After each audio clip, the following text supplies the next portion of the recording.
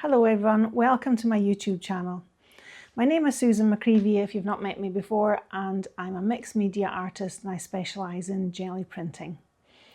So this next series of videos, I'm going to do 3 for you. Accompany the book that I've written and which will be out very soon, and you'll be able to order it. I'll put the link below, but this is the lovely book that I've written and I'm so pleased with it, published by Bloomsbury Publishing and Herbert Press. So the first project, I've got 6 start to finish projects. So for those of you who have got a stack of prints and you're not sure how to use them, this book's really going to help you because I show you how to do the prints and how to use them in a finished project.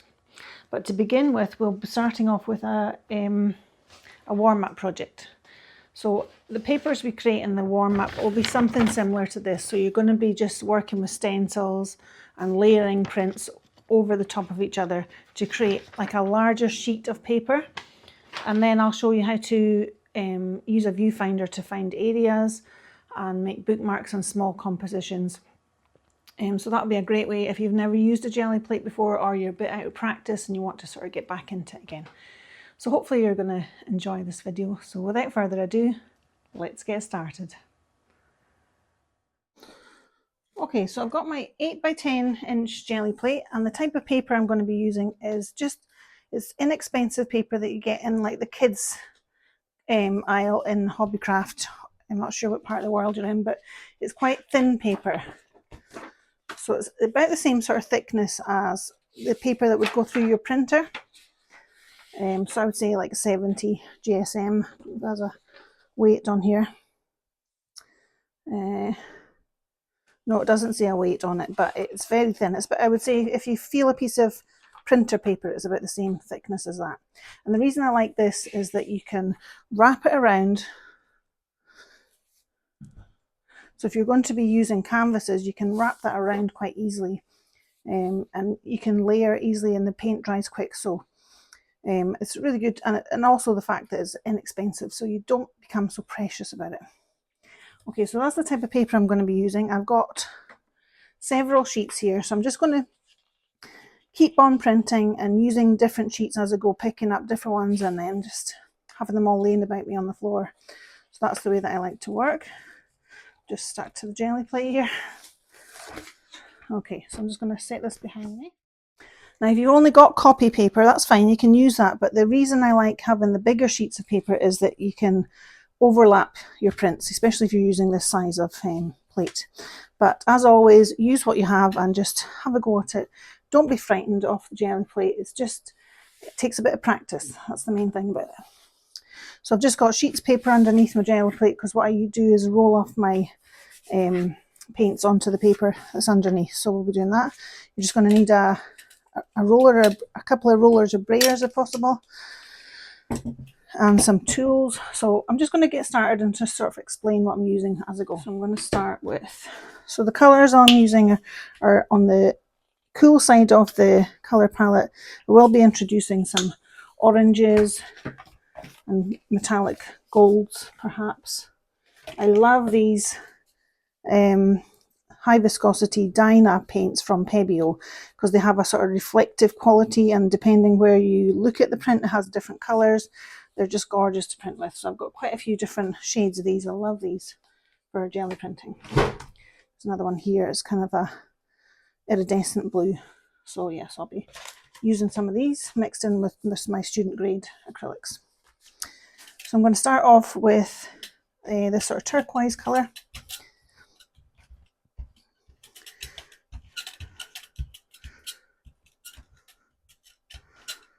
Just a sort of medium coat on this one. It's not too thin, not too thick. And I'm just going to start by using my comb just to make some marks into this paint. So you can use anything on the plate that's not too sharp to make an impression. So I love these combs, they make really interesting marks. Okay, so I'm just going to start with the first print. So what I do is I start in the corner and I just work my way around. So I'm just going to press gently. So I should be able to get 2, maybe 3 prints out of this one because there's quite a decent amount of paint on the plate.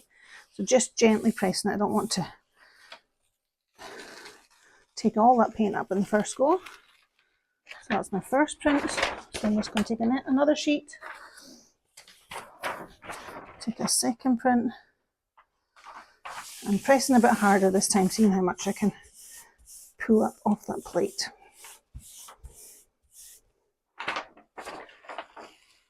So that's most of the paint. You can't really see much on the paint now, plate, so I'm just going to leave that on there, and I'm going to start with another colour.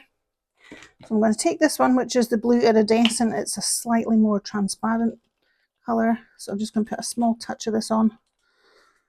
And I'm not going to clean my roller, I'm just going to mix it in with that one.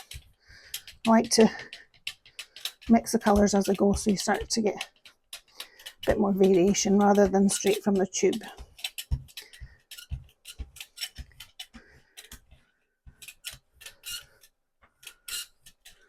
So this time I'm going to place a stencil on top, just for something a bit different. And I'm going to slightly overlap that print, so I'll go over the top of that one. I'm going to take the print through the stencil first. So whatever's in the holes in between the stencil, I'll be picking that up. So you'll get that sort of impression. And then what I might do is go over that again with the paint that's just left on the roller. Lift that again. I'll take another part of the sheet.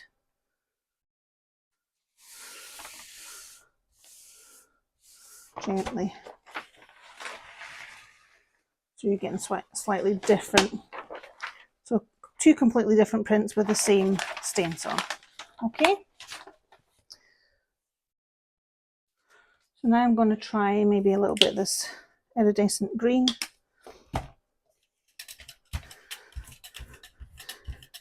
So I'm not too worried that there's still stuff on the plate there. I think I like this sort of the layered effect, and you get different bits of designs coming through. So this is something from one of the hardware shops you can pick up for putting under your pots.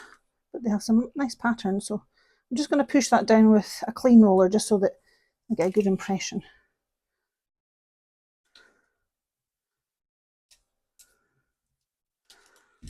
Okay. And I'm going to go over the middle of this one now. I'm kind of layering in between the two.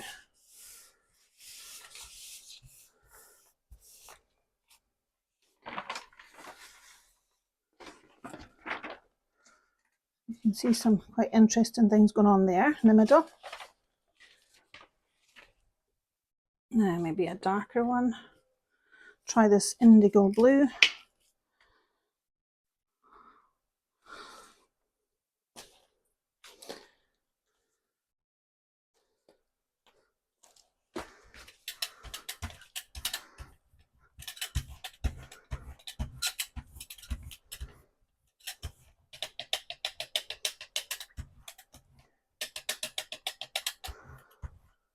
So you can kind of mix on the plate by sort of sugaring the roller like that. Mix with that green's giving me quite a lovely shade. So I think this time,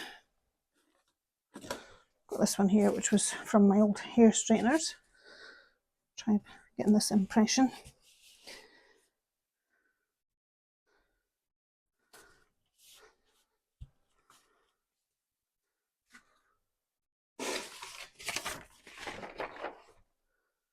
So you can print just half of the, you don't have to print the whole section, you can just move it around, do corners of it.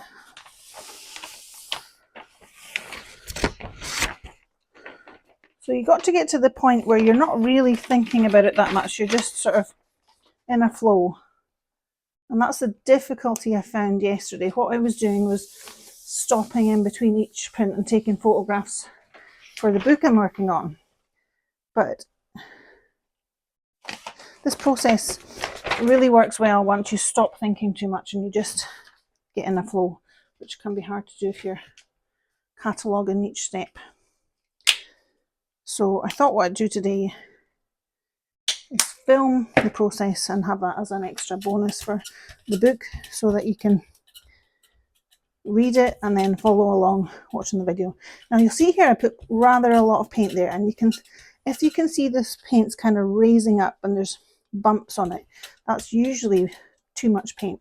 But for this technique I'm going to show you, it's quite good to have too much paint. So what I'm going to do is create some windows. So I'm pulling away the paint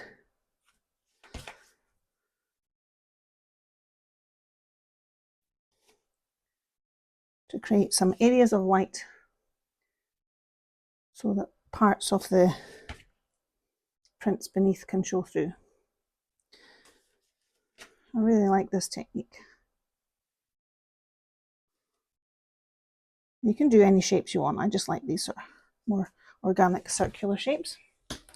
So what I'm going to do is lay that over the top of a section of here, so it doesn't just have to. I'm going to press it, roll it out of the way quite lightly for the first one because there's a lot of paint on there. Just a very gentle touch. Make sure it's all covered. There you go. You can see some quite interesting things happening now. So I might try the different sheet. Go over the top of this one.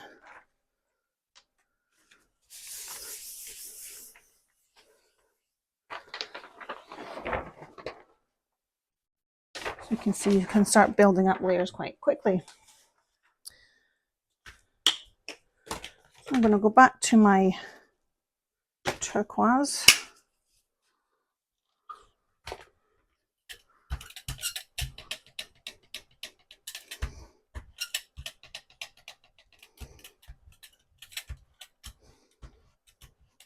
Now if you decide I've got too much paint on my plate, what you can do is take your roller and just roll it off on the side. Now, these papers are never wasted. They quite often get used in collage as well because there's the combination of colours are often quite nice. That's just a way to take a little bit off your plate if you're actually not wanting as much paint as that. There you go. That's a nicer, more even layer now.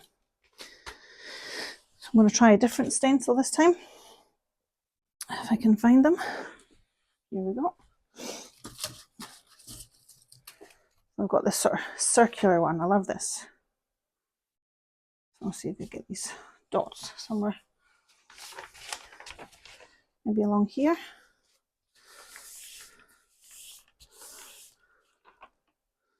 Kind of shifted.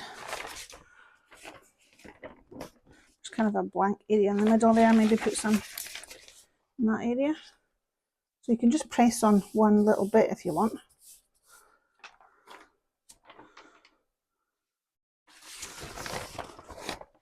So you can be quite intentional with this, just pressing the areas.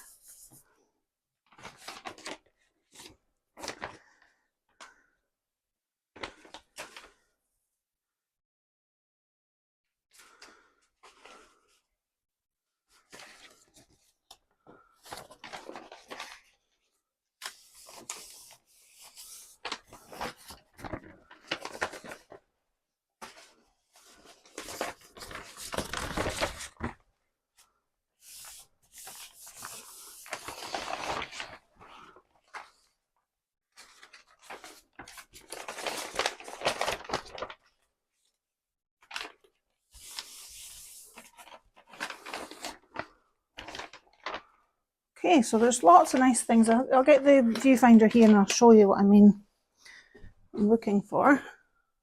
So already on this page I've seen areas that I think would work as a, yeah. And you can also turn the page around to see different areas that you like.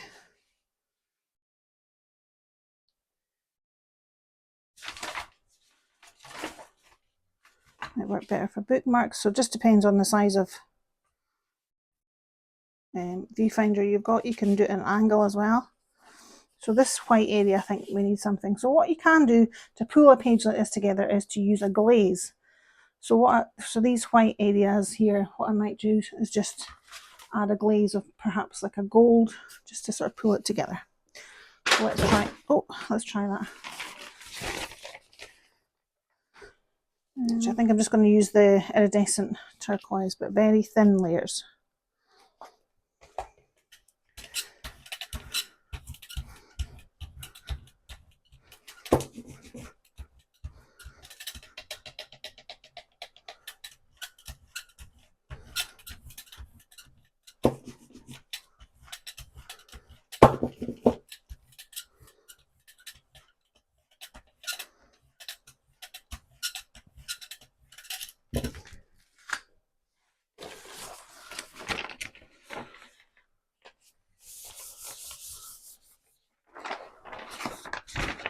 So you can see that's kind of pulled that area together. So I'm just going to go over this corner here.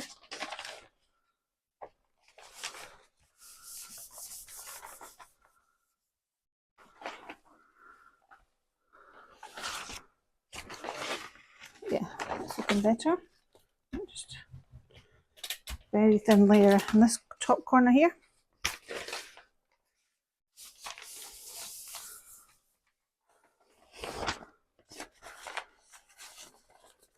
So now if we go over with the viewfinder, you'll see that sort of is a bit more cohesive in the design. There's more areas that I would think would work.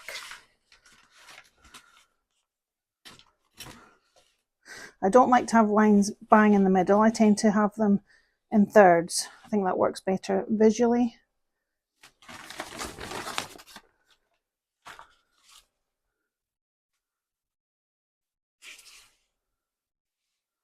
Okay, so I'm happy with that one. I'll just keep going and do another couple of sheets so that I know I've got plenty choices at the end when I'm going to work on the next part.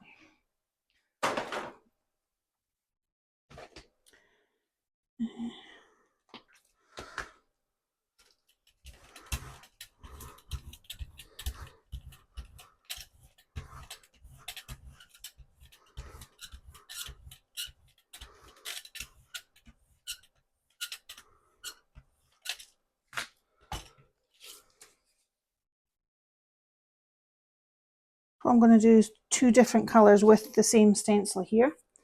I'm going to add a little bit of white on top. See what happens here.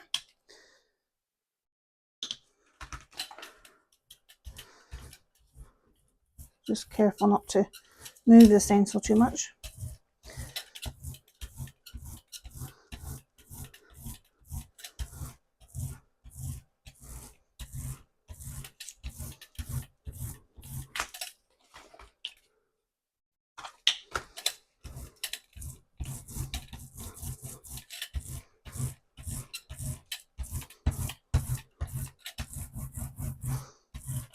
So kind of got to press quite hard here to get in. Just lift that up. So you can see you've got the white and the blue mixed there. I might actually use this stencil, just take a print with it because there's so much paint on it. Off to the side here.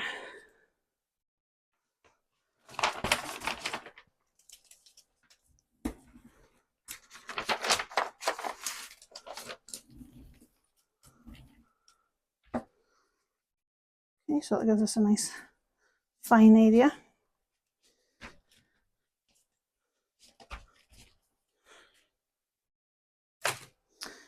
Yeah, that's right.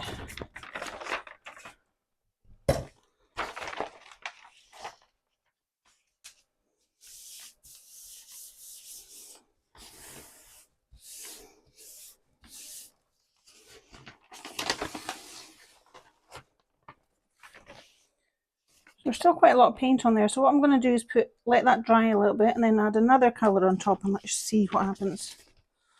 Okay, so we're just getting different effects with the same stencil. Just cleaning off my rollers, they're still wet.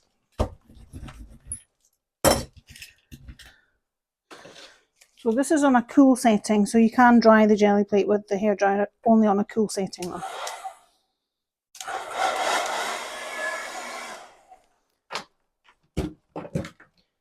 I'm going to try a bit of this iridescent gold on top.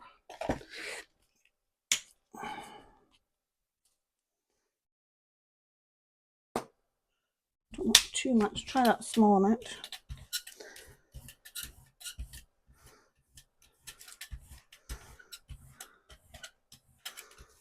So you can still see that design through there, it's quite transparent.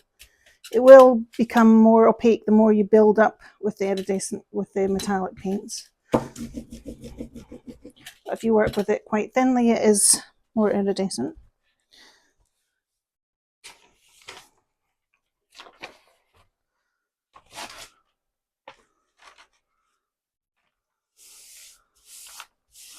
So again, I'm going to use the hairdryer just to make sure that's completely dry before I pull it.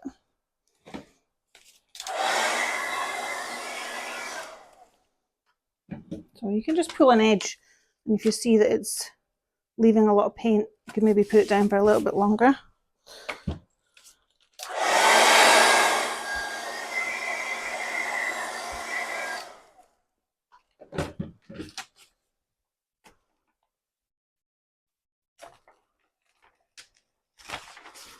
There we go. So you see the plate is now clean. It's pulled everything up off the plate there. So you're getting previous layers as well as those bubble layers. So quite interesting things going on there. Might try putting a little bit of this orange. Now that's not going to mix nicely with this, so I'm going to clean my roller.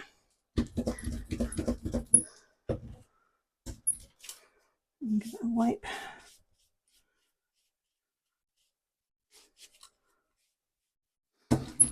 Making sure it's dry.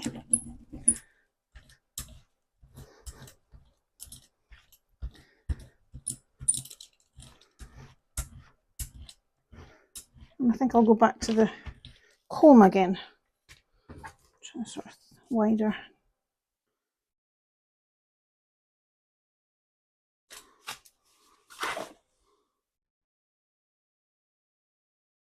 Slightly different.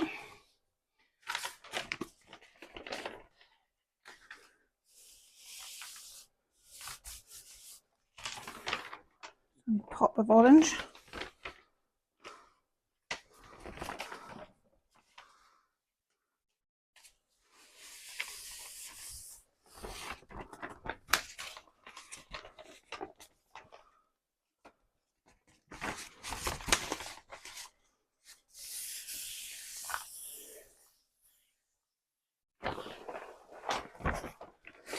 Sometimes it's nice to sort of break it up so you're not all going just straight lines, you get a little bit of variation. I don't like this little bit here, so I'm just going to, actually what I might do is just pop my glaze there, just to soften that area. I think it needs a bluer area in the middle.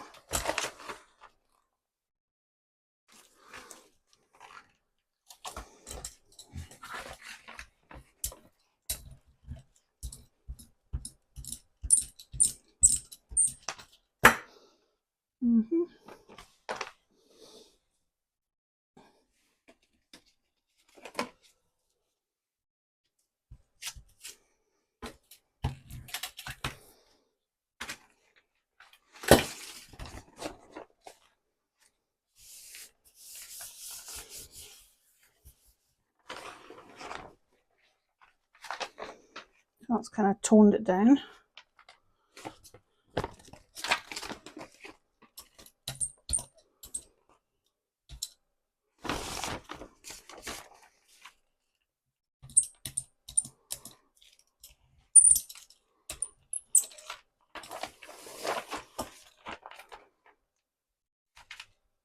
Let's have a look at our viewfinder, see if we can see any areas here.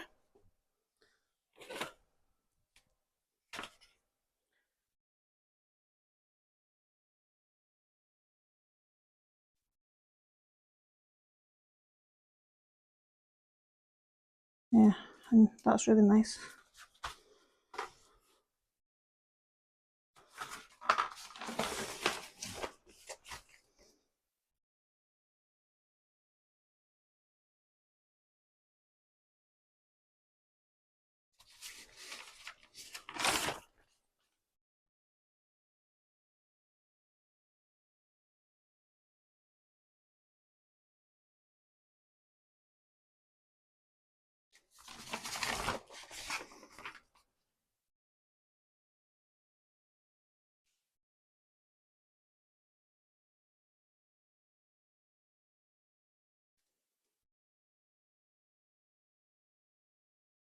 section there as well, quite like. So it's a lot of just playing around, finding areas that work. Okay, so I think that's given me enough papers to find some bookmark designs and some square painting designs. So thank you for watching the video. I hope you really enjoyed that and you've picked up some tips, and perhaps you're going to get that Gelli plate out of the cupboard or give one a try if you've never tried it before. I'll put the link for the book below and with the various places you can buy the book, and hopefully that'll help you with your Gelli print journey. Okay everyone, thank you very much for watching. I'll speak to you soon. Bye for now.